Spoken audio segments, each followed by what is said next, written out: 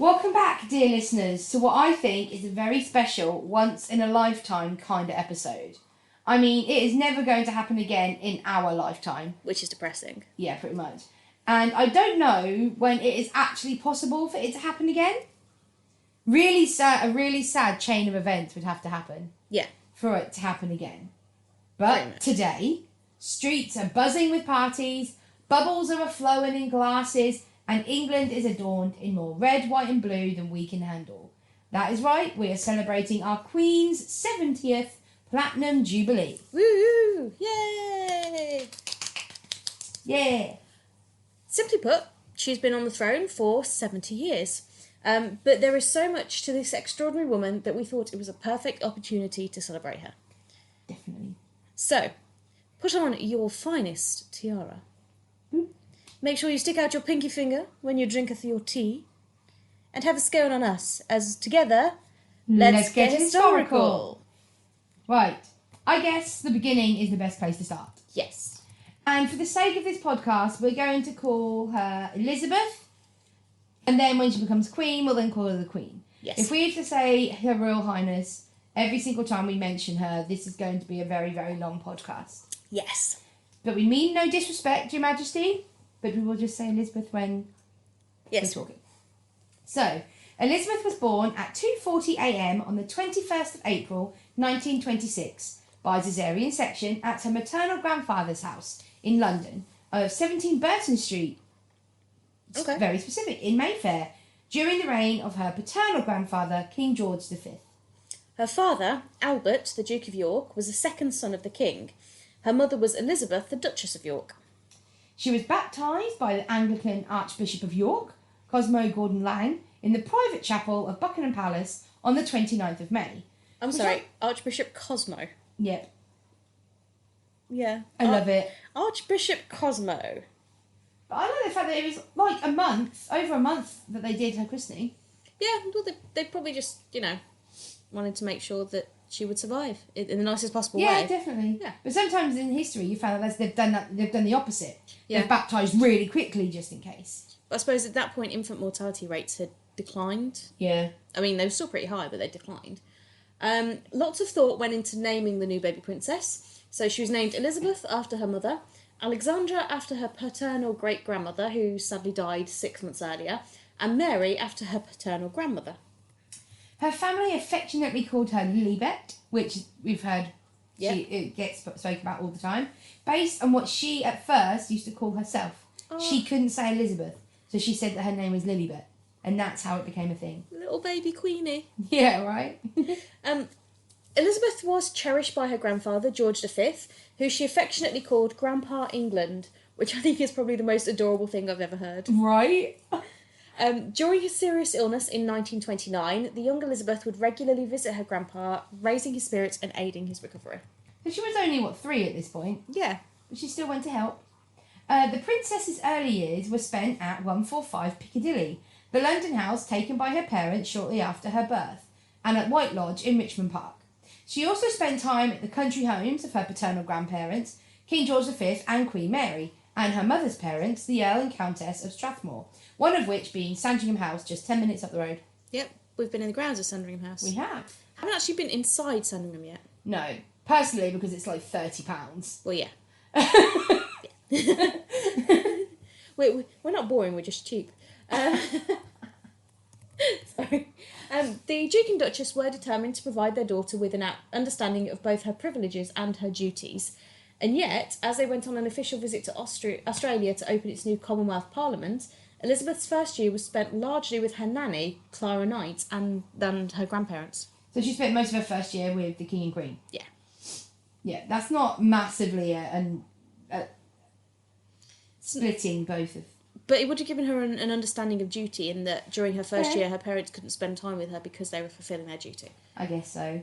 By the time her parents returned from Australia in June 1927, Elizabeth had become a loving, confident, even cheeky child. During that year's Christmas party at Sandringham, she climbed onto the table before bombarding the guests with crackers supplied by her mother. Not even the king was immune from... Yeet! Crackers!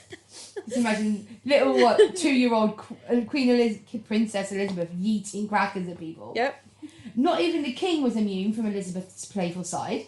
The Archbishop of Canterbury was once left gobsmacked when once he was attending an audience with King George V, he found him on all fours pretending to be a horse, with Elizabeth taking the role of groom. I mean, why not? If you can get away with it with the king, why not? So can you imagine the Archbishop walking into a room and the king is on all fours with his granddaughter sitting on his back, pretending to be a horse? Like, you know what? I'm going to take this in stride because, I don't really know what to say, Your Majesty. 4 years later, in 1930, Elizabeth's only sibling was born, Princess Margaret. The two princesses were educated at home under the supervision of their mother and their governess, Marion Crawford. Lessons concentrated on history, language, literature and music. Crawford published a biography of Elizabeth and Margaret's childhood years entitled The Little Princesses in 1950, but this was not approved of and was quite disliked by the royal family. Yeah, it's very indiscreet. Mm-hmm. The book describes Elizabeth's love of horses and dogs, her orderliness, and her attitude of responsibility. Others echoed such observations. Winston Churchill described Elizabeth when she was 2 as a character. She has an air of authority and reflectiveness astonishing in an infant. Her cousin, Margaret Rhodes, described her as a jolly little girl, but fundamentally sensible and well-behaved. What blows my mind from that, though, is that Winston Churchill described her when she was 2, but was Prime Minister when Elizabeth was Queen. Yeah, it's... That's weird to think. Yeah, he got a couple of terms, didn't he? Yeah. In 1936, things began to change dramatically for the still young princess. On the 20th of January 1936, King George V died. At this stage, Elizabeth was still being educated at home, despite the fact that the Yorks had hoped that she'd eventually attend a public school in order to develop both intellectually and socially, showing once again that they wanted to have their children to live a more normal life. Yeah, normal was not really on the cards for them, though. It wasn't meant to be. The new king, Edward VIII, decided that educating a princess alongside commoners wasn't the thing to do. Instead, Elizabeth continued her schooling in private. It has been suggested that Edward's decision was made in order to reduce the level of press intrusion into the lives of the royal family, possibly something to do with his scandalous relationship with American divorcee and socialite Wallace Simpson. Which meant that by the end of 1937, Elizabeth's life had taken an irrevocable turn. Edward VIII abdicated, leaving her father being crowned King George VI. And just like that, everything changed. Elizabeth was now heiress presumptive to the throne, and presumptive due to the fact that if her parents had a son, he would become the heir apparent, a royal law that was only changed in 2018 when Prince Louis was born. So up until then, boys would always take precedence. The boys would be the heir apparent, and then the oldest female would be the heir presumptive. But now, they said that before Louis was born, whether he was a boy or a girl, Charlotte would stay in her line of succession. Yeah. Which I think is quite cool. Yeah, it's very modern. It is. It's showing that the royal family is changing somewhat. Yeah. So that's like the beginning of the princess. Yes. So she started off, there was absolutely no way that she should have become queen. No. Because her father was the second born son. Yeah, he shouldn't have... So her, I guess growing up, she had a less or a more open life. Like she could do more. There was still duties and things that she would have to fulfil, but there was less pressure. Yeah, the fact that her parents wanted to send her to a state school. Yeah. That just shows that they didn't think that she was going to be queen. No, as you say, she's the firstborn daughter of a second-born son. It's just like... Yeah. Well, yeah. That was never going to happen. No, she'd marry well, but that's about it. She might marry a foreign prince or something. But... Yeah. Which she did. Spoilers. Yeah. So, we're now going to go on to World War II. Yeah. Elizabeth loved to learn and had taken it upon herself to learn all of the matters about the matters of state that would one day be part of her everyday life. So this is after she had basically, you're going to be queen. Like your father is now king. You are now what we have as the Prince of Wales. You are next Princess in line. of Wales. Yeah, so she took it upon herself as soon as that happened to learn everything that she would one day become part of her everyday life. Yeah, and she hadn't been schooled from an early age for it, so she had to learn quickly. Yeah, she started attending lessons at Eton on constitutional history and began broadening her knowledge of a subject very close to her heart, European history. So she's a historian. So she took it upon herself to do this, though. I mean, Your Majesty, if you want to guest star on our podcast, you are more than welcome. We're only 10 minutes down the road. We can be with you in 10. Yeah, we'll come and set up. We'll bring the equipment. All you need to do is bring your wonderful, majestic self. Sadly, her studies were cut short by the catastrophic chain of events set in motion by one Adolf Hitler in 1939. During the war, it was suggested that both Elizabeth and Margaret should be evacuated to Canada. Their mother rejected the idea out of hand, declaring, "The children won't go without me, I won't leave the king, and the king will never leave." As such, the princesses stayed first at Balmoral, which is up in Scotland, followed by Sandringham, and then Windsor. Considering on the 13th of September 1940, 5 high-explosive bombs were dropped on Buckingham Palace, and the choice to stay was an incredibly brave one and received much positive attention from the press. People of Britain felt the royal family was standing in solidarity with them, so much so that after Buckingham Palace was bombed, Princess Elizabeth is reported to have said, "I'm glad we've been bombed, now we can look the East End in the eye." And there's pictures as well, isn't there, like reports of the royal family actually going down to bomb shelters and talking to people and being with them in bomb shelters. Yeah, but I think with her saying that, I think when she's "I'm glad we've been bombed," it's more of a, if we'd fled, what right would we have to then come back and sit in front of these people? Yeah, it's like now we can look them in the eye. We know what they are going through. Shortly after this, the then 14-year-old Elizabeth made her first radio broadcast during the BBC Children's Hour, addressing other children who had been evacuated from the cities. She stated, "We are trying to do all we can to help our gallant sailors, soldiers and airmen, and we are trying too to bear our own share of the danger and sadness of war. We know, every one of us, that in the end all will be well." You can actually hear that on YouTube, like her speech when she was 14. Oh, wow. But yeah, it's so cool that she wanted to help and make all the other kids feel like, because obviously her dad did it all he did that massive speech. That's what the King's speech is about. Epic film. That's fantastic.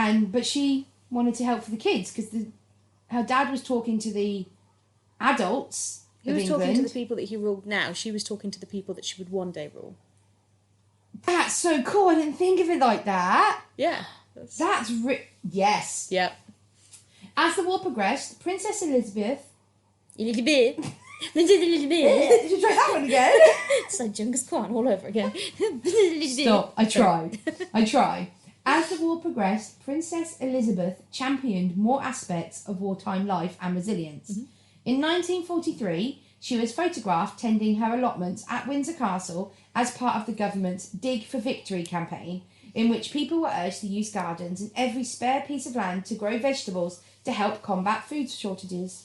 I mean, considering we have potential food shortages and cost increases now, that's something we could probably bring back. I mean, I've tried to grow stuff in the garden, it just doesn't happen. Your potatoes grew well. You did them. Yeah. And the catnip I accidentally planted. I thought it was actual mint and it's not, it's cat mint, and you are allergic to cats. Yeah, that was great. That was fun. Sorry. Elizabeth wasn't done there, though.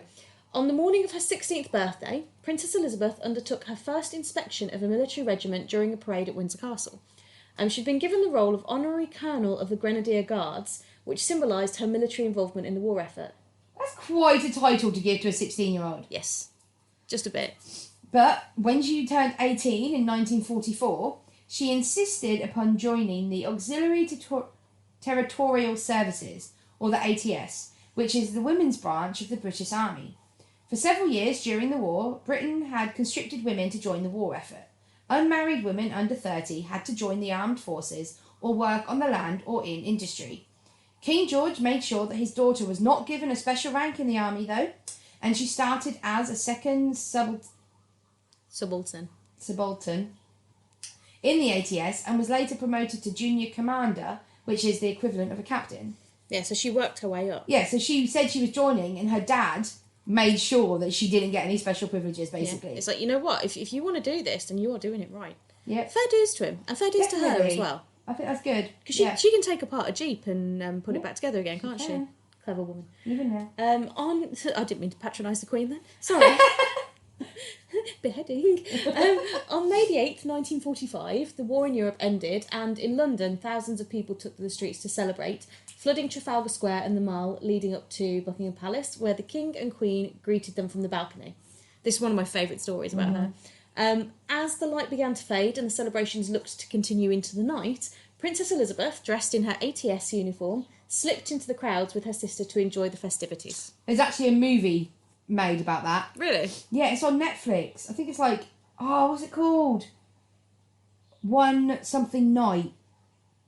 I can't remember what it's called. But the whole movie is about the two princesses going to streets of London on VE Day. It's not the last time she snuck out either, No. is it? No. In 1985, the now Queen spoke to the BBC about how she tried to avoid being spotted that evening. She said, "I remember we were terrified of being recognised, so I pulled my uniform cap down over my eyes." She described the lines of unknowing people linking arms and walking down Whitehall, and all of us were swept along by the tides of happiness and relief. There are even reports that the princesses joined a conga dance through the Ritz Hotel as they celebrated with the crowds. She recalled, "I think it was one of the most memorable nights of my life." I mean, just the image of Her Majesty, Queen Elizabeth II, in a conga line in the Ritz Hotel lobby. Dressed in her ATS uniform. Yeah, it's like, you know what? Fair enough. Yep. But the feeling of relief and celebration mingled with like a bittersweet happiness, because they would have been dancing around where it was bombed and ruined. Yeah, because it's London, so the Blitz and everything, yeah. It would have been bittersweet, but that feeling, I don't think there's anything ever that's been like it since. No. So let's move on. So that was her like in her war days, that was her between then. But then something very, very important happened, or should we say someone? Man. Elizabeth met her future husband, Prince Philip of Greece and Denmark, in 1934 and 1937. They were second cousins, once removed, through King Christian IX of Denmark, and third cousins through Queen Victoria. This may sound odd to us now, but it was very much common in all royal families, some even closer than third cousins. Yeah, isn't there like reports that some like very first cousins married and had children that had a few special issues? You might want to look at some of the portraits of members of the Habsburg Empire. The chin. That's all I'm going to say. Anyway, after another meeting at the Royal Naval College in Dartmouth in July of 1939, Elizabeth, though only 13 years old, said that she fell in love with Philip, and they began to exchange letters. Obviously, she's still quite young, so nothing happened like he was a gentleman. Romantic. Yeah, they were just chatting. It's like But they exchanged letters. Like we would send texts now. Yeah. They exchanged letters. And they fell in love through letters. That's so sweet. And then it was 9 years later, when she was 21, 8 years later, sorry, when she was 21, that their engagement was officially announced on the 9th of July in 1947. The pairing wasn't without controversy, however, for a number of reasons. Philip's financial standing, his lineage and religious beliefs being the main ones. All of which we go into more detail on in our past episode, Let Us Fill You In, which we recorded shortly after the Duke sadly passed away in April 2021.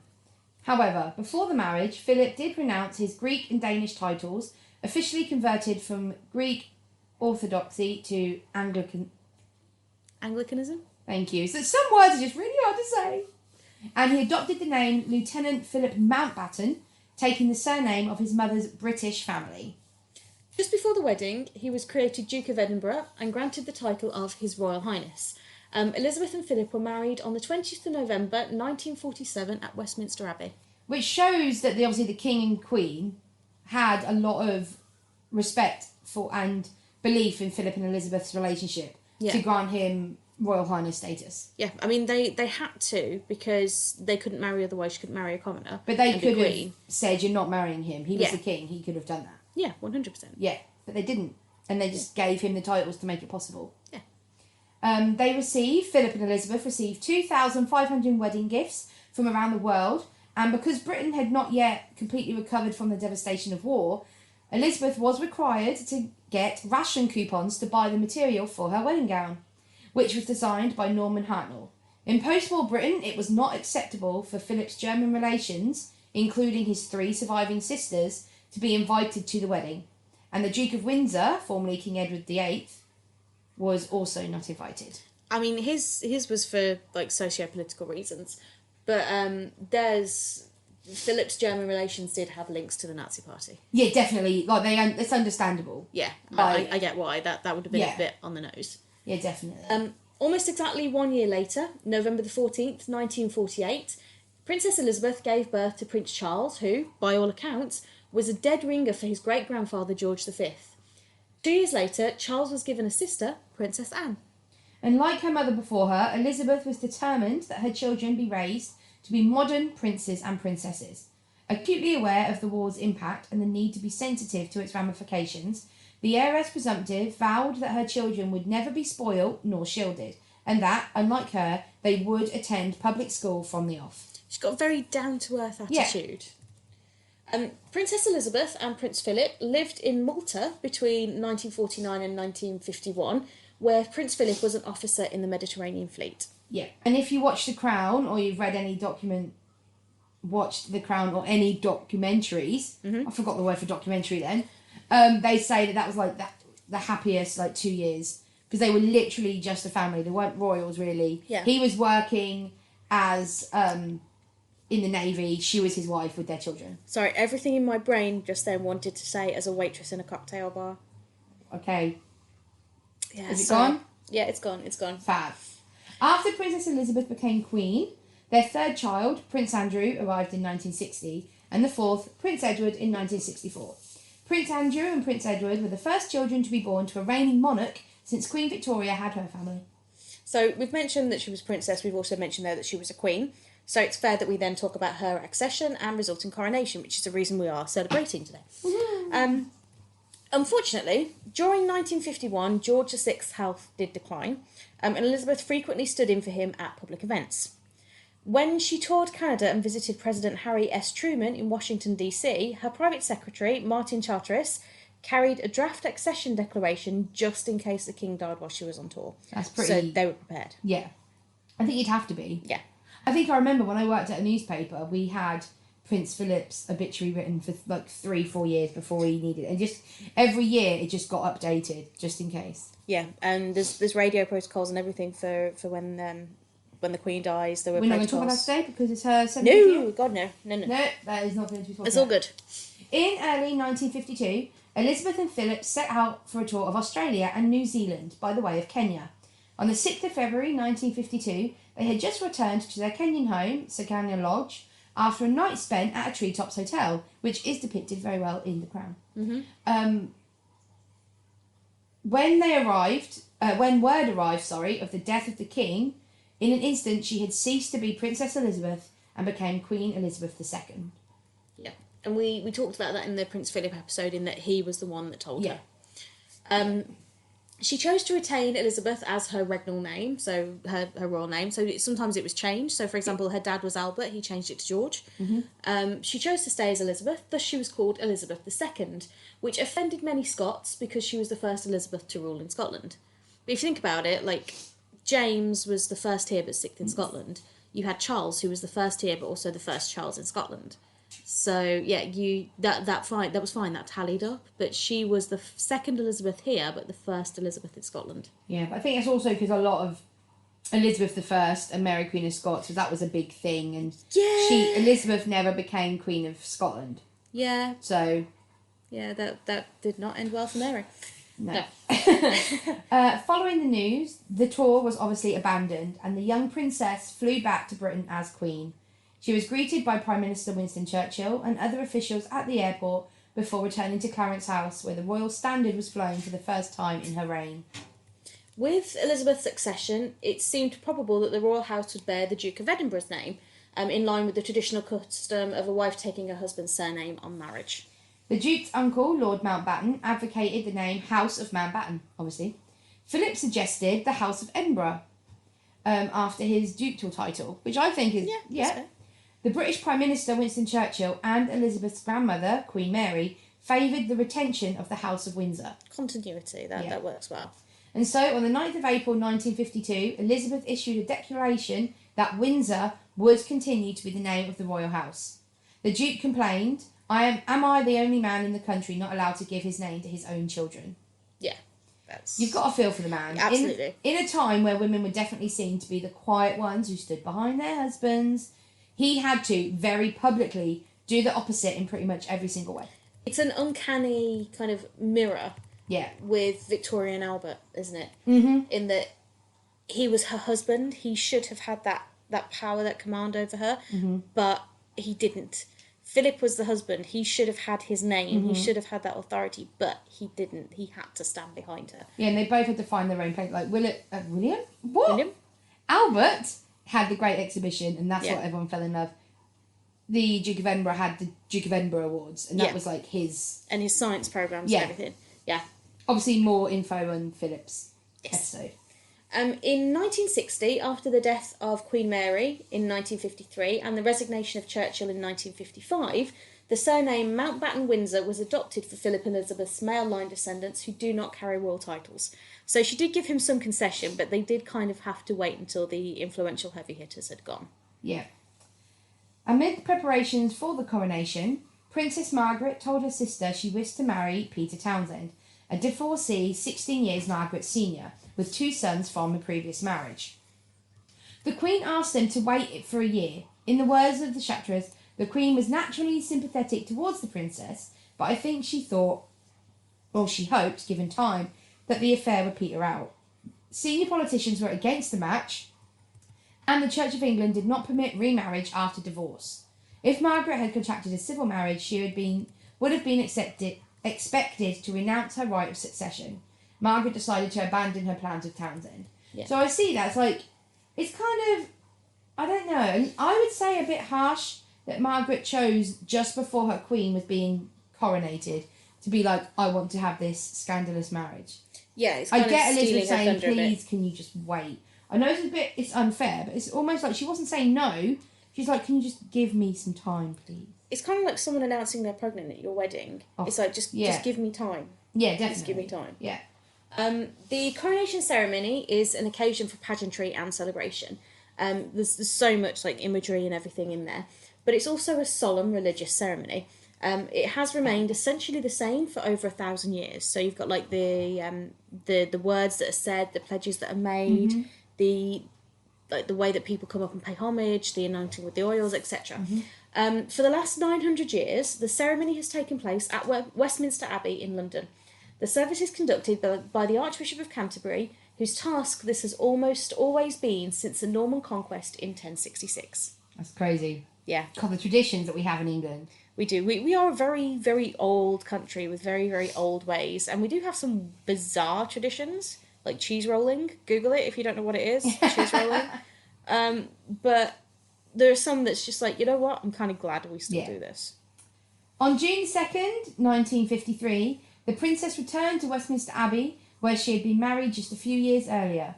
Here she was crowned Elizabeth II by the grace of God of the United Kingdom of Great Britain and Northern Ireland and her other realms and territories, Queen, Head of the Commonwealth and Defender of the Faith. Representatives of the peers, the commons and all the great public interests in Britain, the prime ministers and leading citizens of the other Commonwealth countries and representatives of the foreign states were present. So it's just, a small private affair. Just a few. Just family event. Crowds of people viewed the procession all along the route, despite heavy rain. The ceremony was also broadcast on radio and around the world, and, at the Queen's request, a television for the first time was allowed in, with the exception of the anointing and the communion. Yeah, because that's like the religious point of it. That's the solemn. That bit at that moment is between the Queen and God, using the bishop as the vessel. Yeah, so that's the moment that the whoever it is becomes the supreme head of the Church of England. Yeah. So that has to be a moment between them, but everything else was televised, and that was like groundbreaking at the time. Some 27 million people in the United Kingdom, out of a population of 36 million, watched the ceremony. That's crazy. And 11 million more listened on the radio. So that's nearly the entire population. Yep. So everybody tuned in. It's insane, isn't it? Yeah. Television brought home to hundreds of thousands of people around the Commonwealth the splendour and the significance of the coronation in a way that had never been possible, and was followed by drive-through every part of London, a review of the fleet at Spithead, and visits to Scotland, Northern Ireland and Wales. This is a cute little detail, I think. Elizabeth's coronation gown was embroidered on her instructions with the floral emblems of the Commonwealth countries. So Sweet, she isn't decided it? to do that. So Yeah. she thought, you know what, I'm going to put this little bit in because I'm not just the Queen of the United Kingdom. There is more, so let's include them. I think that's a really nice thing. Isn't it though? And she's very, very thoughtful. She pays attention to the details. That's one thing I've picked up about her. Yeah, definitely. And she's like little things that's like in her brooches. Yeah. There's little things that if you're like a proper royalist and you're really, really into them, there's things that the Queen wear. The Queen doesn't wear anything without a purpose. Yeah. So every brooch that she wears, like, has a reason. Yeah. Everything she, like, her handbag has a reason. Her shoes have a reason. Everything that she wears, she thinks through everything. But that's probably because she's very much aware that she is observed. So she might as well make some symbolism out of it and be cautious about it. Yeah. Now, we could be here forever if we were going to discuss all of the things that the Queen has done during her reign, as there has been 70 years of it. Yeah. So, we thought it would be best to just touch on a few of the key moments, both happy and not so happy. Yeah. Her first state visit to West Germany in 1965. In the midst of a decade marked by social and political changes, so like you had the Berlin Wall going up in 1961, the Queen kept to a busy schedule of diplomatic duties, including a 10-day visit to the Federal Republic of Germany, or West Germany. That was the first official visit there by a British royal since 1913. Her visit marked the 20-year anniversary of the end of World War II, helping to symbolise a reconciliation between the two countries and recognise Germany's re-emergence as a power in Europe and on the world stage. So it's like basically saying, not that we forgive Germany because we recognise that the actions weren't Germany as a whole, it was a select group. Almost like what's going on now in Russia. Yeah, it's like, it's not Russia, it's Putin and his men. It's not Germany, it's Hitler and his followers. Yeah. But it was like a reconciliation and forgiveness of welcome back into the fold, Germany. Yeah. It's crazy to think, though, when you just said that that was the first visit since 1913. No British royals had been to Germany since 2 world wars. Yeah. That's crazy. It's, yeah. Cool. So in 1966, there was a mining disaster in Wales. This was shown rather beautifully, in my opinion, in Series 3 of The Crown. It was heartbreaking. It's very, very poignant, very devastating. Yeah. On the 21st of October 1966, an avalanche of coal waste slid down a rain-saturated mountainside. Nearly 140,000 cubic yards of black slurry cascaded down the hill above Aberfan. It destroyed everything it touched, eventually killing 144 people. Most of them were children sitting at their classroom desks at school. The tragedy in Aberfan would become one of the United Kingdom's most worst mining disasters, and it was completely avoidable. Yes, 100%. Despite the magnitude of the disaster, however, Queen Elizabeth II at first refused to visit the village, sparking criticism in the press and questions about why she wouldn't go. Finally, after sending her husband, Prince Philip, in her place for a formal visit, she came to Aberfan 8 days after the disaster to survey the damage and speak with survivors. Nearly 4 decades later, in 2002, the Queen said that not visiting Aberfan immediately after the disaster was her biggest regret. Yeah, as you say, it was very, very well done in The Crown, because there's no way that you can do anything like that lightly. No. It was a massive disaster, and just like an entire generation of children just wiped out in this Welsh village. Yeah. But I also feel that it is something that couldn't have been ignored. No. Like, if the series of the show ignored the Aberfan disaster, it would have been noticed. Outcry. It would have been noted. Yeah, 100%. But it's, if you think that was the time that was, our parents would have been kids at that point. So my dad was 11 and my mum was 1. Yeah. So, I mean... 66. 66, my parents would have been 6 and 5, respectively. So, it's just... Imagine just their entire generation, like parents and uncles and everything, just wiped out. That's crazy. Yeah. It's just... You cannot imagine what those families went through. No. And it is... The fact that I actually quite like the fact that the Queen spoke out that it was wrong. Yeah, later on like, she said she could have it. just... She went there 8 days later. Mm-hmm. She could have just left it. But coming out at like the 40th anniversary saying, no, that was the biggest regret of my reign is that I didn't go quick enough. Yeah. That shows a lot of balls. Yeah. To do that. Because she probably would have got a lot of backlash, being like, yeah, it was bloody awful. Why didn't you go? Yeah. But she still came out and was like, you know what? I made mistakes. I should have gone. We made a mistake. Yeah. And it's one of those things, like, if I had, like, obviously you wouldn't want that time again, but if I had, I would have done it differently. Yeah. It's recognition that she's only human. She makes mistakes, but she acknowledges them. Yeah, and that is what I think was really good, that she acknowledged it. Yeah. Next, the first walkabout in 1970. During a royal tour of Australia and New Zealand with Philip and Princess Anne in 1970, Elizabeth booked centuries of royal tradition when she took a casual stroll to greet crowds of people in person rather than waving to them from a protected distance. Now a regular practice for British royals, both abroad and at home, the first walkabout in Sydney was proposed by Sir William Heseltine, an Australian who served as the Queen's private secretary, and was the driving force between a 1969 TV documentary featuring the royal family, which attracted a global audience of some 40 million people. But the royal family hate that, and it's never been shown since, and is not allowed to be shown again. Yeah. There's been little bits shown of it. I think they did a documentary, it was for Philip's 100th birthday. Yeah. Unfortunately, he passed away before it came out. Yes. But we saw it, and there was little snippets of that. There's him flipping burgers on a barbecue. It didn't exactly do what they wanted it to do. Yeah, they wanted it to show them kind of being down to earth and being a normal family, but it's like down to earth and normal family in expansive grounds of an expensive castle. Yeah. So it's like... Yeah, but I think it's a strange thing, because the royals do walk around. Yeah. Like at Christmas at Sandringham, when we've been, when I've been, the royals just walk down, they chat, they have pictures, they take photos, they shake hands. When I went, Meghan Markle ran across the thing to hug someone she knew. Well, like, you think that that's just a thing that the royals do. It's weird to think that they never used to do that until the Queen did it in the 70s. Well, if you think, like, the Range shop that we went to earlier, Kate Middleton and Prince William have been at the Range shop. Yeah, and you're like, it's like 10 minutes, it's a supermarket 10 minutes down the road, and they've been there. Yeah, imagine, I think there's people that were just in a queue and they turned round and it was Prince George trying to pick up some wooden aeroplane off the countertop. And you're like, okay. And they use Sainsbury's as well. Like, Kate's just been in Sainsbury's getting food for dinner. Yeah, you're like, all right, okay, you know what, this is, yeah, all right. The future Queen of England just getting some carrots. I thought you were more of a Waitrose person, Mum, but yeah, sure. Okay, but yeah. Let's get your wonky veg from Sainsbury's. But it's weird to think that not that long ago, they just didn't do that. Yeah. So the Queen was like, you know what, I'm going to go for a walk. Yeah. I'm going to shake a hand.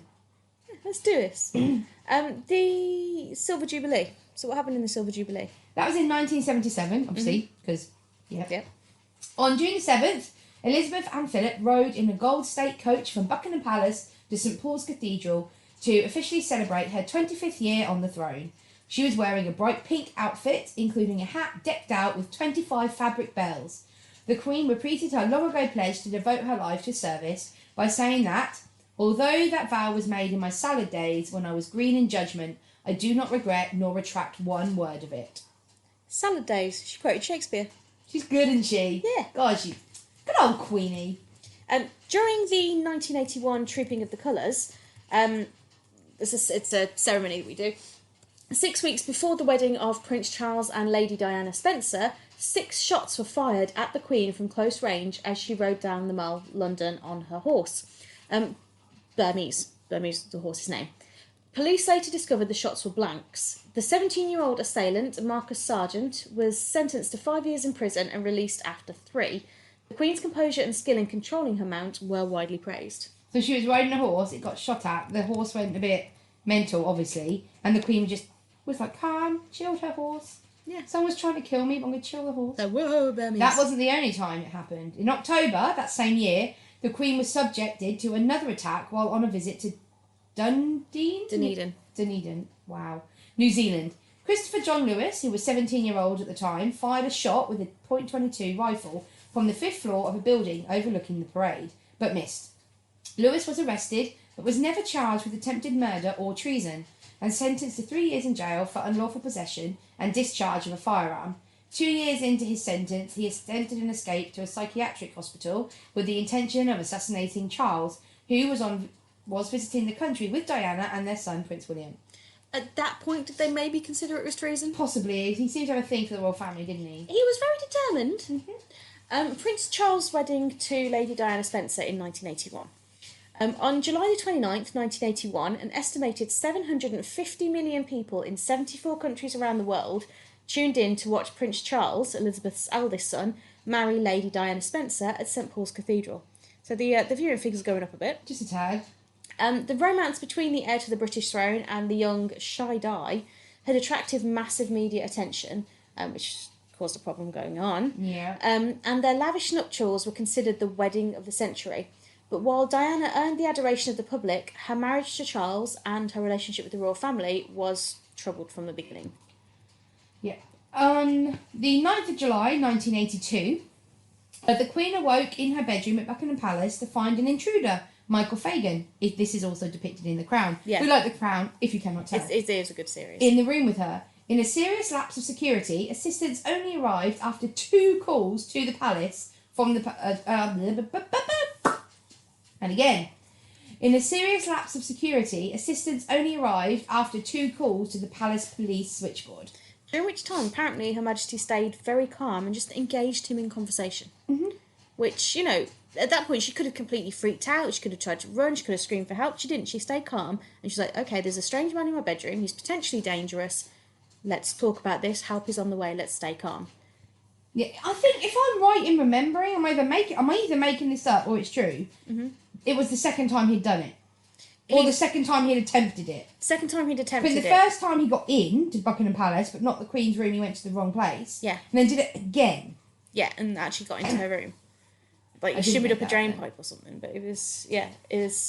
I mean, obviously, he needed to talk to her. And, you know, as you say, it is well depicted in The Crown. Yeah. I don't think that show, whilst the royal family have apparently watched it, it's not endorsed by them. No. But it is interesting the way they depict certain things. Yeah, and I don't think the royal family have massively come out and said they've got things massively wrong. Obviously, artistic licence is allowed to take place because it is a drama series after all. Yeah. So some of the things happened, some of the things were over-dramatised. Yeah. And I believe Harry and William weren't 100% happy with how they portrayed the relationship with their mum and dad. Yeah. I think. I bet they probably aren't very happy with the assumptions of Philip having affairs and stuff. But I don't think they've got anything massively wrong. But the thing about that incident with Michael Fagan is that he's given his testimony, but we will never 100% know what was said between the two of them in that room. No. In 1986... in late 1984, Prime Minister Margaret Thatcher's government agreed to return sovereignty over Hong Kong to China, beginning in July the 1st, 1997. In 1986, Elizabeth became the first British monarch to visit the Chinese mainland, touring the Terracotta Warriors in Xi'an, the Great Wall in Beijing, and other sites. For the press, the diplomatic importance of the Queen's visit was outweighed by her husband's characteristic, and sometimes racist, gaffes. Philip called Beijing ghastly and told a group of British students they would get slitty eyes if they stayed in China too long. We do not agree or condone such language at all, but we can't ignore it. It does have to be noted that was said. Because it was a major thing in the press. It was supposed to be this massive, the first British monarch to go to China for X amount of years. It was supposed to be a massive thing, and it was overshadowed by the things that he said. Yes. Which, I'd like to think that she, at the very least, rolled her eyes, at the most cuffed him around the ear and said, "What on earth?" I'm pretty sure he had some stern words. Yes. I reckon there were some stern words said. Very much. Yeah. In the wake of the Coalition victory in the Gulf War, the Queen became the first British monarch to address a joint meeting of the United States Congress in May of 1991. Now we're in the 1990s. Yeah. We can't not address 1992, the Annus Horribilis. This one is infamous. Yeah. Charles and Diana's marriage continued to deteriorate, and in 1992 they announced their decision to separate. Prince Andrew, the Queen's second son, and his wife, Sarah Ferguson, also separated, whilst Anne divorced her husband, Mark Phillips, who your ancestor married as Archbishop of Canterbury. Side aside. Late that year, a fire broke out in Windsor Castle, destroying more than 100 rooms.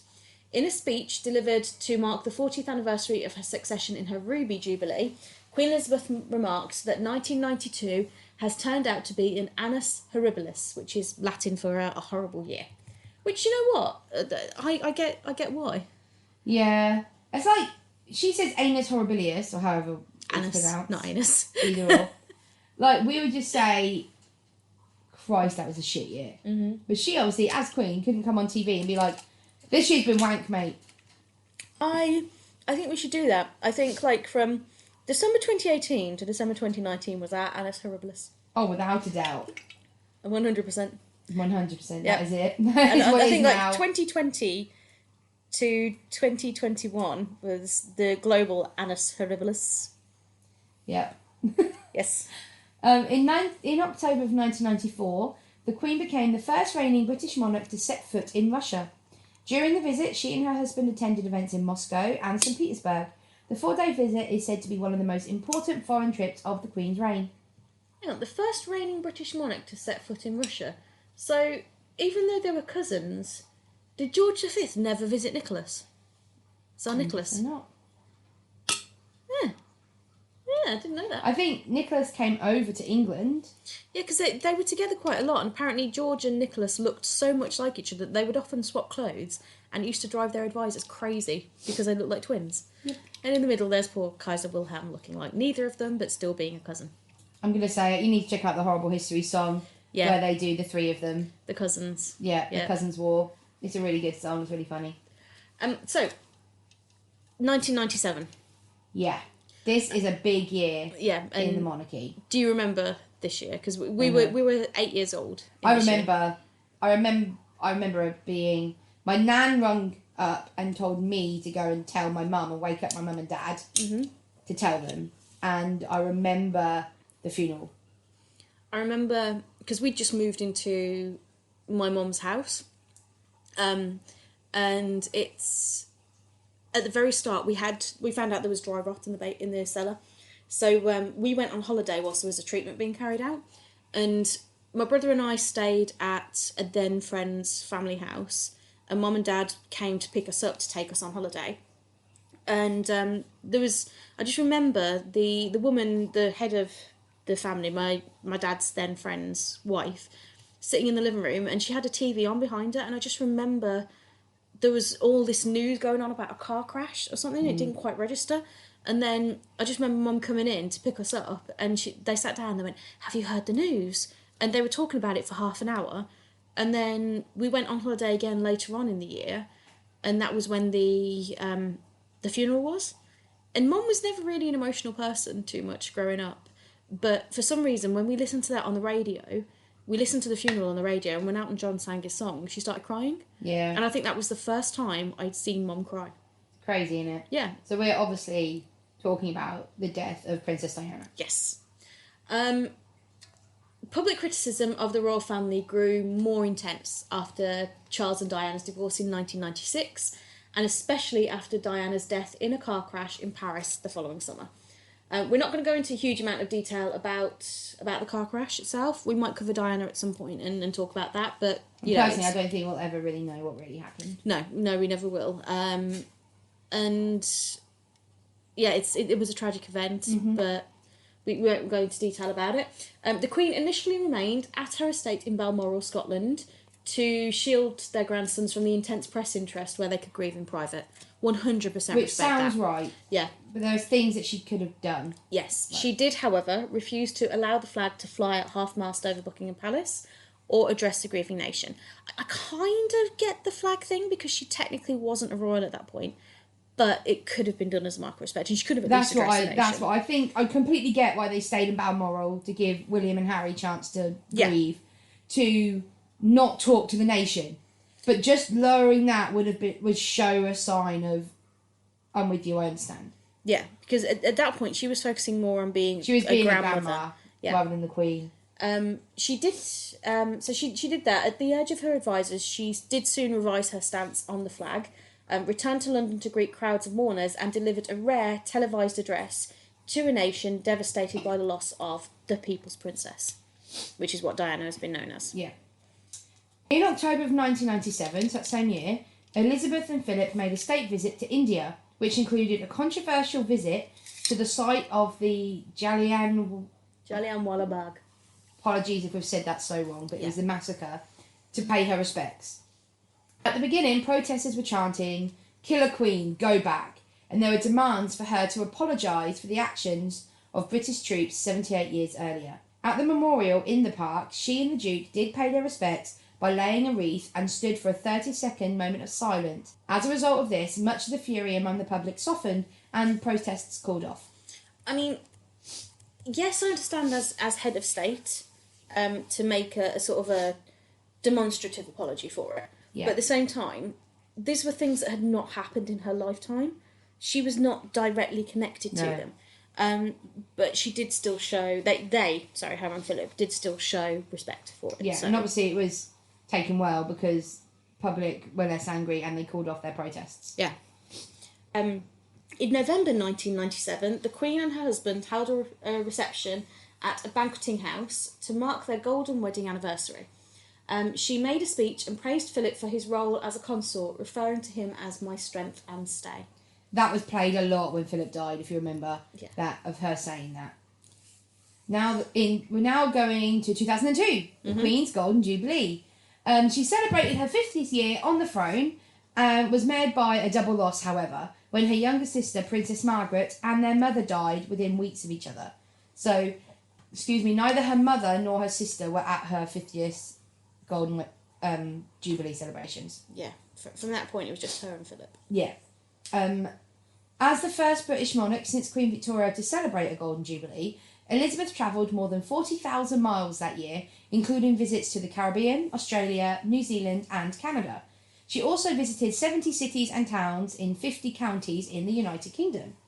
Compared with the tumultuous 1990s, the start of Elizabeth's second half-century as Queen coincided with the beginning of a more positive relations between Britain and its royal family.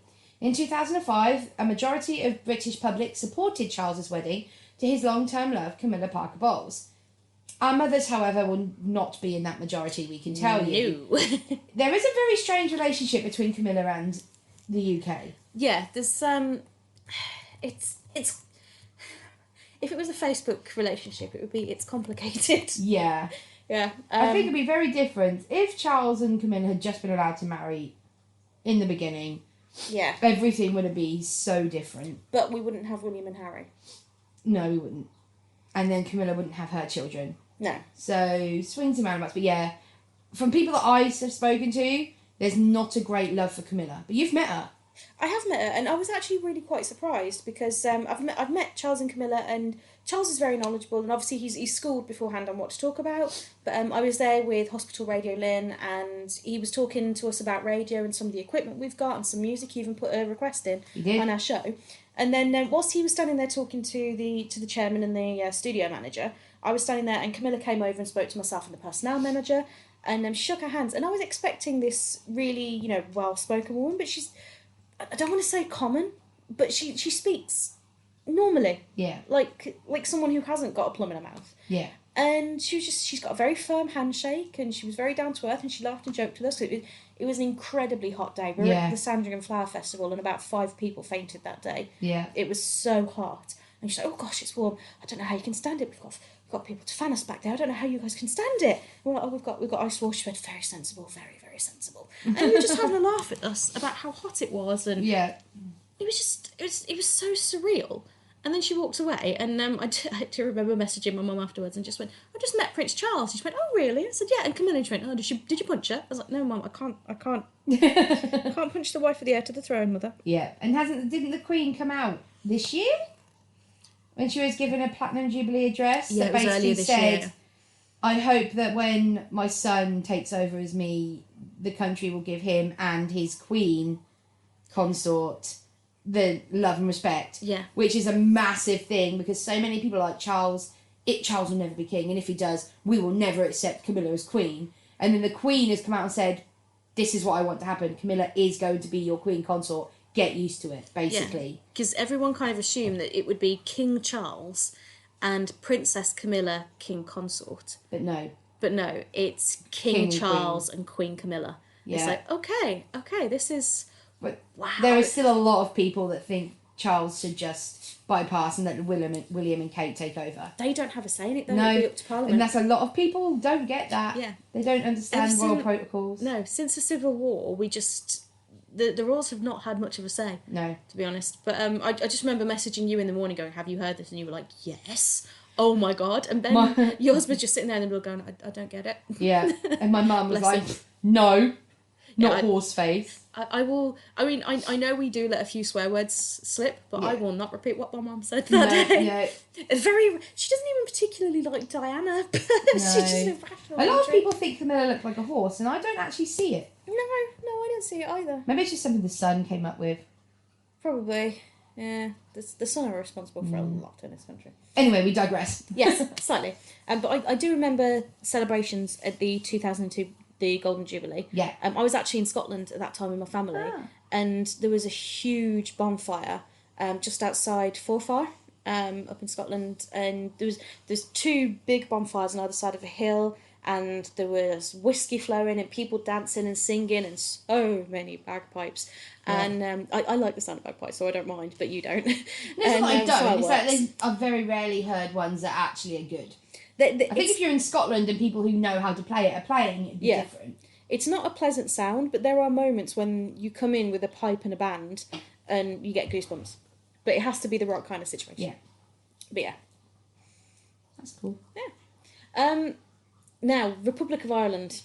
At this point, Ireland had been independent from the UK the Republic have been independent for just over 100 years now. And they weren't big fans of the royal family. No. In May 2011, Elizabeth and Philip visited the Republic of Ireland at the invitation of President Mary McAleese. Though the Queen had frequently visited Northern Ireland over the course of her reign, this was her first trip to the Republic of Ireland, and the first by a British monarch in 100 years. Elizabeth's visit, during which she expressed her sincere thoughts and deep sympathy for the victims of the troubled Anglo-Irish past, was widely celebrated as the beginning of a new era of friendship. It is often said about the Irish that they have independently wise, they have a short history but a long memory. Yeah. And they have a lot to be angry with the English about, in fairness. So now we're going to 2013 and the birth of Prince George. Oh, little Bubba. This one is more significant than the other births of her grandchildren. In July 2013, the Queen welcomed a new great-grandson, Prince George Alexander Louis of Cambridge, the first child of Prince William and the former Kate Middleton, who married in 2011, on the 29th of April. As third in line... why is that an important day for you? Because that's when I got married, but not in 2011. Yeah. As third in line of succession after his grandfather and his father, George is widely expected to become king one day. So his birth marked the first time since Victoria's reign that 3 generations of direct heirs to the British throne were alive at the same time. And I think there's a picture of the Queen, Charles, William and George. Yeah, that's insane. Yeah, which is crazy. I'm also going to gloss over the fact that I just referred to a future King of England as little Bubba. He was adorable, and he's growing up. He's a very handsome young boy. There is no mistaking who his father is. No. Oh, he's a spit of William, isn't he? Yeah, and when you saw them at the World Cup last year, not World Cup, Euros, World Cup is this year. He was really getting into it, wasn't he? Him and William were both wearing suits, proper like screaming and cheering, and you're like, that's our future kings. Oh. Right there. On the 9th of September 2015, the Queen surpassed her great-great-grandmother, Queen Victoria, to become the British monarch and longest reigning Queen regnant and female head of state in the world. So at that point, Victoria held the crown, for the longest reigning monarch, at 64 years. In honour of this, they renamed the Jubilee. They renamed the tower, one of the towers at Westminster Palace. So we've got Big Ben is the bell, but the tower of that is Elizabeth Tower, because they've got one Victoria Tower and one Elizabeth Tower now in honour of that. Yeah, and I remember we celebrated that at cadets. We had like army cadets. We had like a big party and a barbecue and big old celebration that the Queen became the longest reigning monarch. Yeah. Okay, so then we go to 2018, and it was the wedding of Prince Harry and Meghan Markle. Perhaps no other event during Elizabeth's reign symbolised the modernising of the monarchy more than this wedding. Meghan Markle was a divorced biracial American actress. And though the Queen reportedly gave her quick approval of the match, the relationship between the couple and the British media, as well as the rest of the royal family, has grown increasingly tense after their marriage. In 2020, the Duke and Duchess of Sussex announced that they were stepping back from their role as senior royals. They later moved to Markle's native Southern California with their son Archie, born in 2019. Yeah, and they've now got a daughter as well, haven't they, little... Lilibet. Yeah, Lilibet. Yeah. Obviously, there's a lot of feelings of Meghan Markle here in the UK, of which we aren't going to speak about because I don't think that we are the right people to discuss that. No, but Meghan Markle has somehow taken the heat quite a bit off Camilla. Yes. Yeah. Yeah, it's interesting. But also, if you think about that, can you imagine how seething Edward would have been? Oh. If he was still alive? I bet he haunted Elizabeth. He had to abdicate his throne because he was in love with an American divorcee woman. Yeah. Harry married an American divorcee. Yeah. And he was still allowed to be in line to the throne. Yeah, she was given Yeah, she was titles. given a HRH and everything and welcomed into the family. Yeah. They have now been taken away their HRH titles, haven't they? Yes, they have. They can still refer to themselves as Duke and Duchess of Sussex, but they're not their Royal Highnesses. Yeah. And now probably the saddest moment. Mm-hmm. On the 9th of April 2021, Prince Philip, Elizabeth's husband of 73 years, died at the age of 99, just a couple of months before his 100th birthday. I know. For more than half a century, Prince Philip supported his wife in her royal duties and took on an ambitious slate of obligations of his own. Prince Philip's funeral was held on the 17th of April 2021. Because of coronavirus restrictions, only 30 guests were invited to attend. Photos of the Queen sitting alone in St George's Chapel struck many as a symbol of her loneliness and grief and of the most horrendously heartbreaking pictures. Honestly, the one of her sitting, not just on her own, but having the side of the Abbey to herself was haunted, and she looks like an old woman in that photo. And she looks broken. Yeah, you can't see her face, her head is down. She's got a big hat on and a black mask. And she's just looking down, she's hunched, and she looks utterly defeated. Yeah. And especially with all the governmental lawbreakers we've been seeing recently, and the fact that there was a party at Downing Street the night before, and then that poor woman had to watch her husband, had to say the final goodbye to her husband of 73 years, completely and totally on her own. Not even her son sat with her. Yeah. Which, I guess because the funeral actually happened quite soon after he died, there wasn't enough time for them to do a 2-week quarantine to then be able to sit with her. Yeah.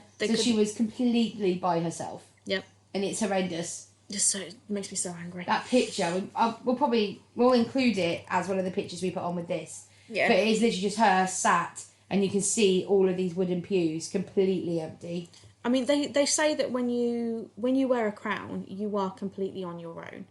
Because there is nobody who is your equal. There is nobody who can truly help you. People can advise you, but no one could ever be truly with you. And in that moment, she was 100% actually alone. And at that moment, she wasn't a queen. She was a grieving wife. Yeah. And that was the moment when she shouldn't have been alone. Mm-hmm. And yet people still saw fit to have a party. But she did it. And she did it. It's a testament to her that she did it. The strength she had. The strength, and I just can't. I think more than ever at any point, that was the moment where the nation was behind her. 100%. She might have been alone, but we were all with her. Yeah. And I do feel sorry because I don't think Philip had the funeral which he deserved. Because obviously in our episode we went into detail about everything he did in his life, which is way more than we ever thought. He deserved the grand funeral. Yeah. But then I guess somebody who he likes to stay out of the limelight. I think that was befitting for him. Yeah, that was one of the things that they said at the funeral, that he wanted it toned down. He didn't want it as a grand affair. Yeah. But there was that beautiful moment where his, because he used to enjoy carriage riding, and his carriage came up being driven with just his hat and his whip and everything next to it. By his great granddaughter who had bequeathed that carriage to. Yeah. It was that moment, and one of the Windsors. I can't remember which. I want to say Sophie. I think it might have been Sophie. I think because they used to go together quite a lot. Riding, yeah. But she rode it with his horses, with his. And it's just that moment where you saw that, and then you saw the carriage, and then you spotted what was on the seat. Mm-hmm. And I think both you and I just kind of sat there and went, Yeah.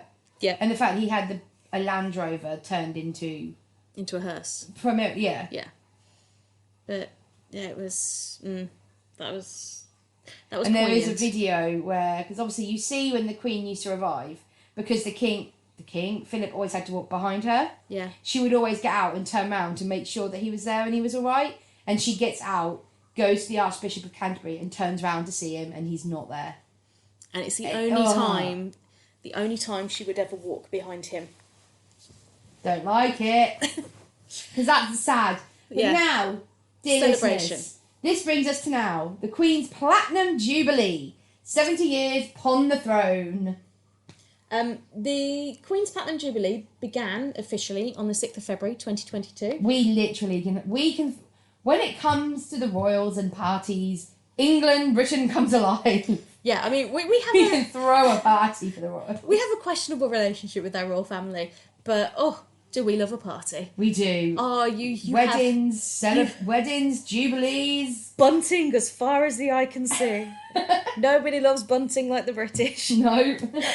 She held the reception for pensioners, the local Women's Institute members, and charity volunteers on the eve of the date at Sandringham House. Yeah. So even then she was still thinking about charity. Yeah, because the Queen, just a little thing, the Queen usually comes to Sandringham House the second week in December. Yeah. And stays until after the death, because her father's death anniversary. Because he died at Sandringham on the 6th of February. So she normally goes home around the 7th or 8th of February. And she comes in and leaves at the train station just 10 minutes down the road. Yeah, she has a little royal signet above the gate that only gets open for her to walk in and out. Yeah. But yeah, so she held a party on the eve of her father's death I might join the WI in Sandringham just for one day to be invited to have cake with the Queen. I mean, you could do, but, them WI women, they take their knitting very seriously. They are scary. I can't knit. So she had the nice little party for them. In her Session Day message, and another message from her Jubilee, she renewed her commitment to a lifetime of public service, which she originally made in 1947. So as we said before, she said that she was her 25th anniversary. Yeah.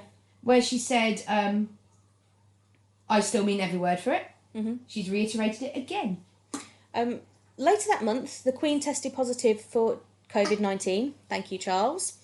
Along with some staff and family members, and experienced mild cold-like symptoms. I remember when I read that, I was like, oh no.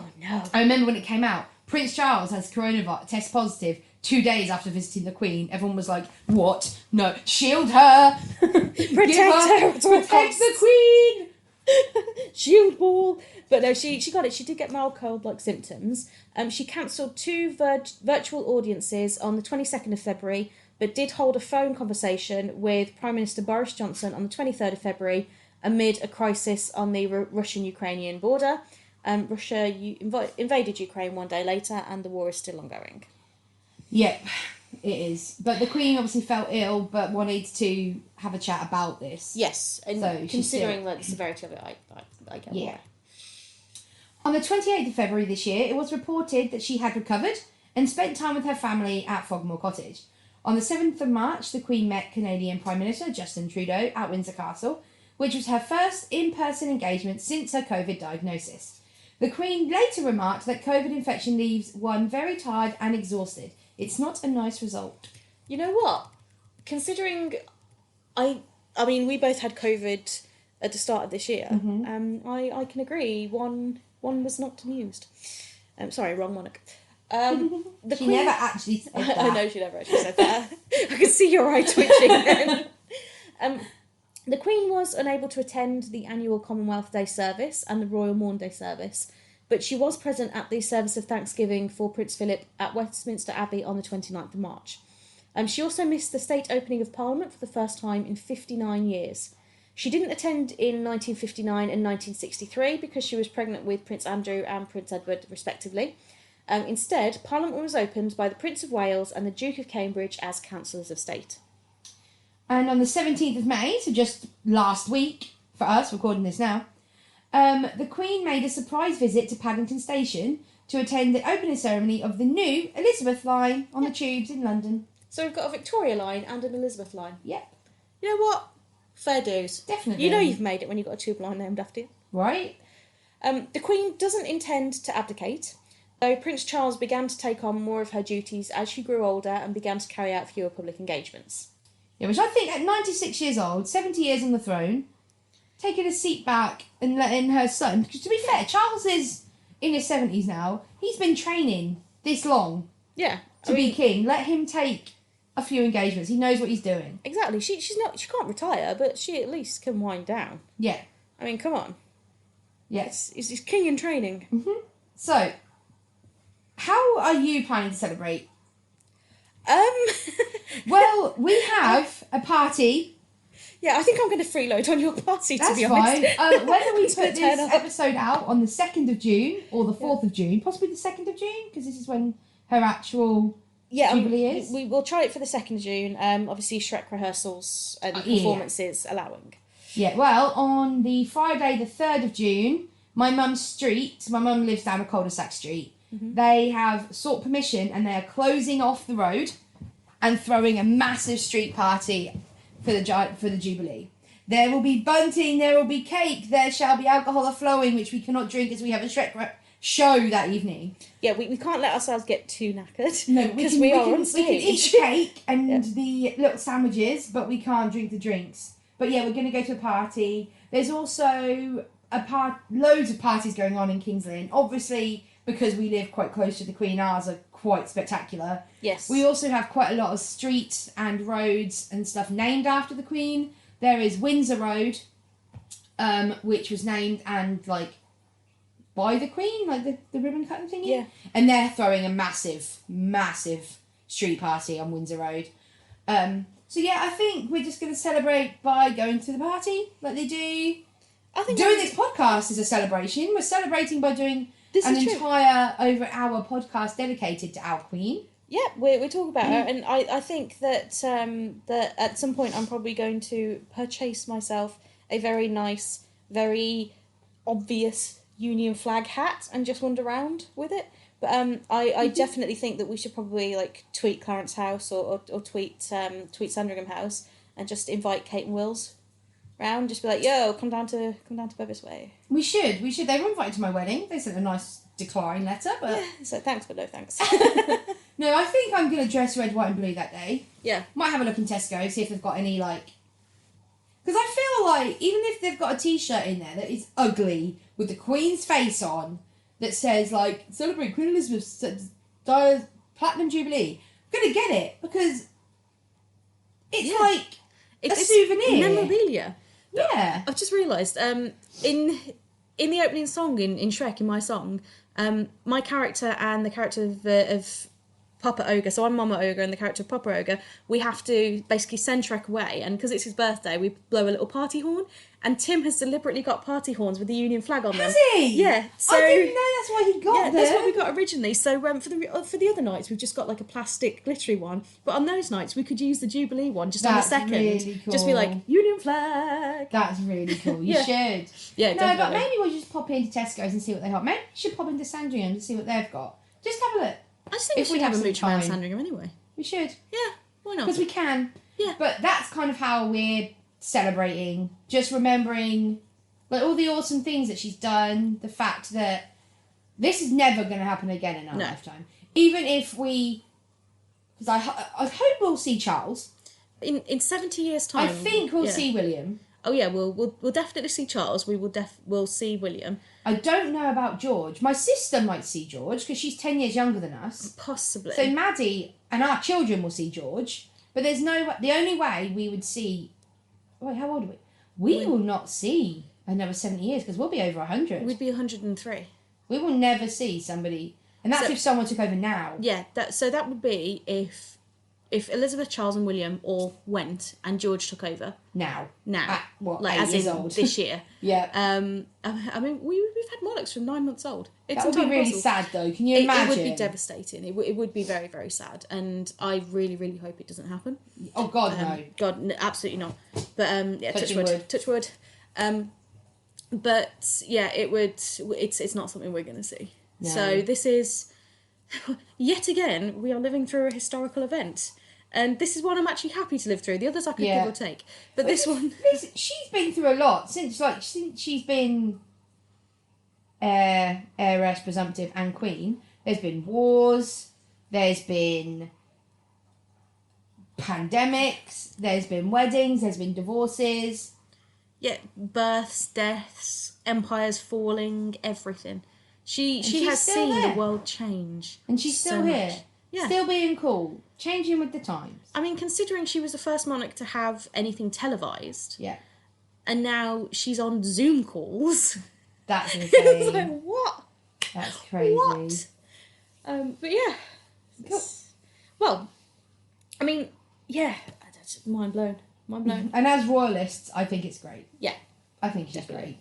She's very hardworking, she's very down to earth, but she's also very, very human. She has made mistakes. Yeah. And she acknowledges them as well. Yeah. And when I worked at the paper, she always goes, when she comes home for Christmas, she goes on Christmas Day, they all go to a specific church. Mm-hmm. But then every single Sunday, from then, before and after that, she goes to one in West Newton. Yeah. So I've seen her go to that one a lot. But she also goes to the WI in Hunstanton, like, all the time. Yeah. Not Hunstanton, Newton, WI.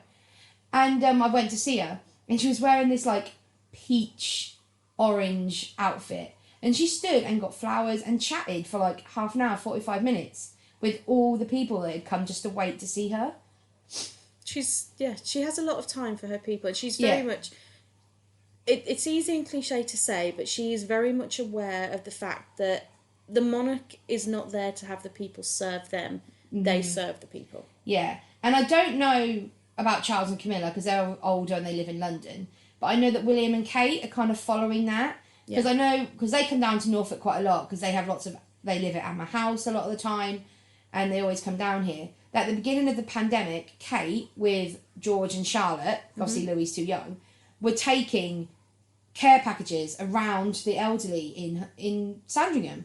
There's pictures of Charlotte carrying bags of pasta and putting outside people's doors in, like, little care packages. And, like, they're kind of, like, following in that footsteps of down to earth, but being there to help. Yeah. Being modern royals, but with the realisation that we've had a modern royal. Yeah. For 70 years. Yeah. Knowing that it's almost like they are celebrity, but using their status to help. Yeah, they're using their platform for good. That's the word, platform. Yeah. Yeah. So we've talked a lot about the events, we talked about Elizabeth. Yeah, timeline. But there is more to her than that. And we found some, or you found some, I should say, some interesting facts. So similar to the Shakespeare one, Em found some facts whilst researching that she didn't entirely thought fitted in. Yeah, like, because we basically just did Elizabeth's life chronologically. Yeah. But these were fun things that I found that were really fun to know. They show like a human side of the Queen, but didn't exactly fit in with her marriage or her key moments or her early years. Yeah. But they're fun to know.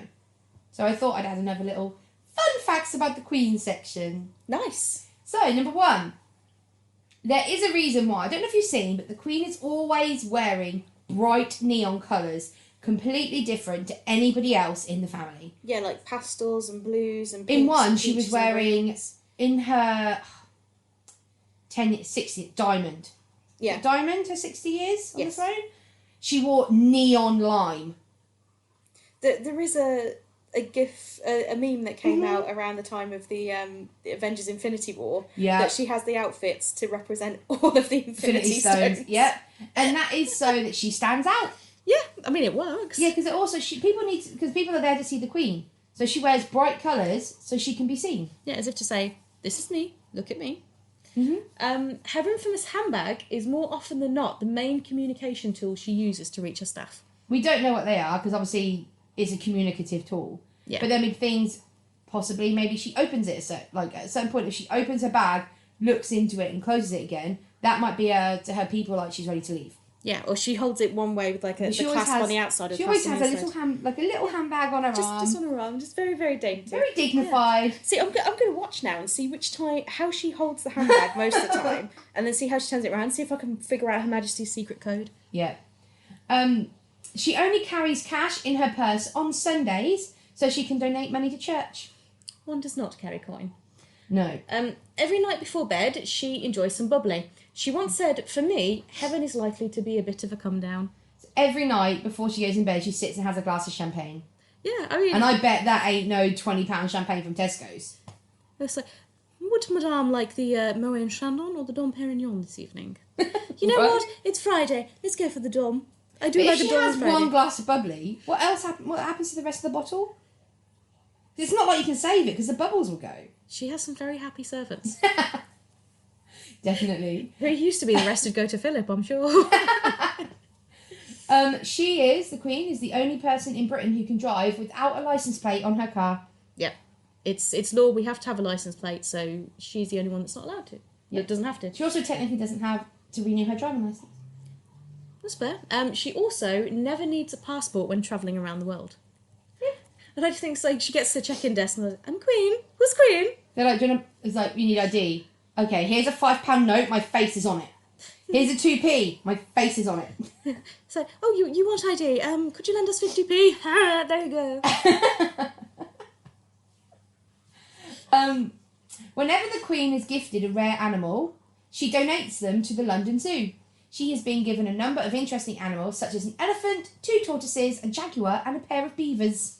I mean, elephant, yes. Tortoises, exotic. Jaguar, powerful. Beavers. Probably from Canada. Yeah, probably. She backs over 600 charities and organisations. She does a lot. Yes. She hosts an average of 50,000 people every year at receptions, banquets, lunches, dinners, and garden parties at Buckingham Palace. So she hosts a lot of parties. Busy. In it, right? She speaks fluent French. At the unveiling of the new street sign, Marche aux Fleurs, Reine Elizabeth II. The second. Yep. She speaks fluent French. In 2010, the Queen joined Facebook through a page called The British Monarchy. She is also on Twitter and Instagram, represented by @TheRoyalFamily, an account run by her palace staffers. Sorry, I've just had a mental image of a post popping up with the Queen in a crown jewels going, "Feeling cute, taking a selfie, might take it down later." Feeling cute, might delete later. Oh my gosh, sorry. She loves corgis and has owned over 30 during her reign. They've kind of become synonymous with her, Yeah. corgis. Her first corgi, Susan, Wait, was... can we just have a moment for the fact that she called her corgi Susan? Susan! Come here, girl, Susan! Okay, continue. Susan was a gift for her 18th birthday in 1944. Her last corgi, Whisper, died in 2018, and she currently cares for 2 Dorgies, which are Corgi Dachshund mixes. I want one so bad. She actually pioneered the Dorgie. By accident. Purely by accident. They're called Candy and Vulcan, and she got, as you say, she got it by accident when one of her corgis mated with Princess Margaret's Dachshund, Pipkin. I'd like to think that wasn't planned at all. The Queen and her sister's dogs did it and birthed An entire new species, Yep. subspecies of dog. I really want a corgi Dachshund though. How cute must they be? Yeah. She once demoted a footman for giving whiskey to her corgis. You know what? I understand that. Yeah. I get that. She's opened Parliament every year except 1959 for Prince Andrew's birth, 1963 for Prince Edward's birth, and this year when Charles stood in for her, a sign of him taking on more duties, perhaps. Yeah. In 2004, the Queen sat for a hologram portrait made up of 10,000 layered images. Is it one of those ones where you look in one direction and she's frowning, you look in the other direction and she's smiling? No, that's when you concertina a £5 note. How irreverent. The Queen technically owns all the unmarked swans in the UK. According to laws set over 8 centuries ago, the reigning monarch holds the right to claim ownership over all unmarked mute swans swimming in open waters. So it's a specific type of swan. Mm-hmm. These days, the monarch doesn't really go around claiming swans. So he doesn't tell them, that's mine. This one is mine too. That one belongs to one. But the Queen does celebrate an annual swan upping in which the Queen's official swan marker, because that's a job, counts all the swans in a portion of the River Thames. So there's this massive pomp and pageantry where this person, so it could be male, female, or in between, goes up to the Thames and goes, 1 swan, 2 swan, 3 swan, 4 swan, anybody here for some more swan? Yep. Just like that. Just like that. You got the job, Carrie. Why, thank you. I think I shall sideline as the swan marker. There you go. Bet they get paid more than you do now as well. Just made me die a little bit inside, but yeah, you're probably right. The Queen's love of horses began at the age of 4. She received her first pony, a Shetland named Peggy. She likes naming her animals human names. Peggy. From her grandfather, King George V, when she was 4, like I said. And she still rides horses at Windsor, Sandringham and Balmoral. When you see her around horses, her face really lights up. It's very Yeah, sweet. do you remember... Oh, what? Was it her 65th? No, it might have been her 60th, 10 years ago, when they did that massive concert at Buckingham Palace. Yeah. And she sat there. She doesn't look miserable, but she isn't, like, laughing. Then the horses come on and she looks at Philip and goes, horses! And it was, like, zoomed in on her face and she's like, ah! It's so sweet. It really is sweet. But I wonder if that's me, because I know that, what's the date? Like, a few days ago, they've already started setting up outside Buckingham Palace for the Jubilee. You've got seating, you've got the mouths being sectioned off, places for press. Because I'm guessing it's going to be a pretty big thing. Might be. Just a Possibly little bit. one or two people. If we didn't have Shrek, I might have suggested going to London on the 2nd. Yeah. Just to be amongst it all. Yeah, it's one of those moments where you can say, like, I was there. Yeah. Yeah, that would have been pretty cool. But We are off that day. Maybe we should do something on the 2nd. I think we should. Because the party down my mum's street is on the 3rd. And We're off because we get in England... We kind of get an extra bank holiday for this Jubilee, but we also had to lose one that we get in May to have 2. So next week we're off Thursday and Friday. Not next week, after. We're off the Thursday and Friday. So the second when this and comes 3rd. out, we would have been off yesterday and today. Keep forgetting. No, today and tomorrow. We'd have been off today and tomorrow. So yeah, Thursday and Friday, the 2nd and 3rd. Yeah, so we're not at work. So No. if we're not having a party to the Friday, maybe we should do something on the Saturday, on the Thursday. Maybe I'll have a look and see what's going on. Maybe there's something it's actually at Sandringham. That would be pretty cool. That would be cool. Yeah, before the show in the evening. We've got till 6. We can add it to TikTok. We really should do. We've got stuff in our TikTok drafts that we just haven't uploaded yet. Maybe that'll be an afternoon. Maybe. If we're saying it on here, we'll have to do it. Check out our TikTok. Yes. Do you remember the login? No, but we shall put it in the link. So I have a random fact for you. Oh yeah, Carrie's random. This isn't Carrie's random fact. Oh, this is a not? Queen Elizabeth random Oh, fact. excited. Go on. So, would you like to know all of the countries that Elizabeth is or has been queen of? Of course. This is kind of like the Animaniacs with their whole United States, Canada, Mexico, Panica, Haiti, Jamaica, Peru, do, but not quite. Okay. These are, so firstly, the ones that she's still queen of. Okay. UK, Canada, Australia, New Zealand, Jamaica, the Bahamas, Grenada, Papua New Guinea, Solomon Islands, Tuvalu, St. Lucia, St. Vincent and the Grenadines, Belize, Antigua and Barbuda, St. Kitts and Nevis. So she's still queen of quite a few places. Yep, but she has also been queen of Pakistan, South Africa, Ceylon, Ghana, Nigeria, Sierra Leone, Tanganyika, Trinidad and Tobago, Uganda, Kenya, Malawi, Malta, the Gambia, Guyana, Barbados, Mauritius and Fiji. Wow. So 1 or 2. Just a few. Just a few. That's really cool. It's a lot, and a lot of them have got independence. Although, like, a couple of them have only been with us. So Uganda was only in the Commonwealth from 1962 to 1963, and Kenya from 63 to 64. Oh, just for a bit. Yeah, they kind of changed their mind pretty quickly. Yeah. But we love all our Commonwealth countries, and they can be seen every year at like Remembrance Day. There is always a delegate from the Commonwealth countries as well there. Yeah.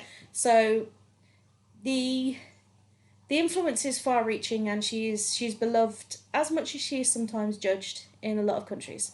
Yeah. But we are grateful to have had her as our queen for so long. Definitely.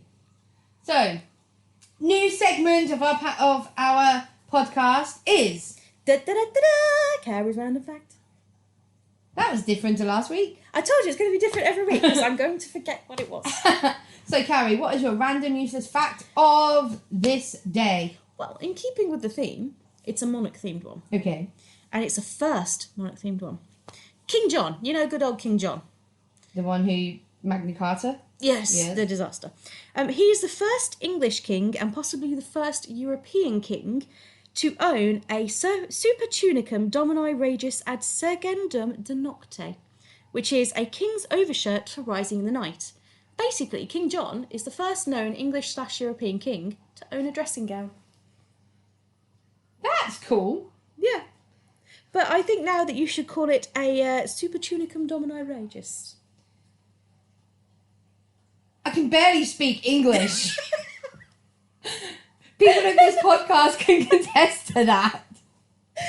Well, next time you put on your little dressing gown, you can thank King John. Cheers. Me Cheers, have a lot Johnny to boy. not like you for. Yeah.